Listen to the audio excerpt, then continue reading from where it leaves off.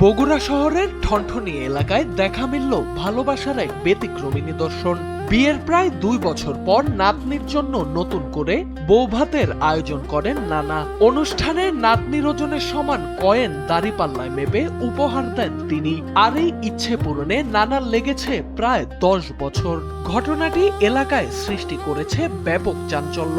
Microbus চালক আব্দুল কাদের প্রামাণিকের স্ত্রী পাতা বেগমের ইচ্ছে ছিল নাতনি নাইমা বেগমের বিয়েতে তার ওজনের সমপরিমাণ ধাতব মুদ্রা বা কয়েন উপহার দেবেন। সেই স্বপ্ন পূরণে দীর্ঘ 10 বছর যাবৎ মাটির ব্যাংকে কয়েন জমাতে শুরু করেন এই দম্পতি। কিন্তু শখ পূরণের আগেই মারা যান পাতা বেগম। স্ত্রীর মৃত্যুর পরও থেমে থাকেননি কাদের প্রামাণিক। 2023 সালের দিকে তিনি একাই কয়েন জমানো শুরু করেন।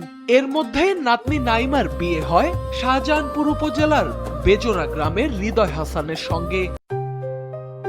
JBS holdings limited. তবে তখনও প্রয়োজনীয় পরিমাণ কয়েন জমা না হওয়ায় ইচ্ছেটা অপূর্ণই থেকে যায়। অবশেষে প্রায় 1.5 বছর পর পূরণ হলো সেই স্বপ্ন। পর্যাপ্ত কয়েন জমা হওয়ার পর নাতনিকে উপহার দেওয়ার জন্য বৌভাতের আয়োজন করেন নানা।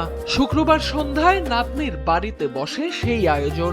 অনুষ্ঠানে দাড়িপাল্লার এক পাশে বসানো হয় নাতনি নাইমাকে, অন্য পাশে তোলা হয় তার সমপরিমাণ ওজনের কয়েন, যার বেশিরভাগই ছিল 5 টাকার মুদ্রা। বাড়িতে তখন উৎসবের আমেজ। আত্মীয় স্বজন থেকে শুরু করে পাড়া প্রতিবেশীরা ভিড় করেন এই ব্যতিক্রমী আয়োজন দেখতে।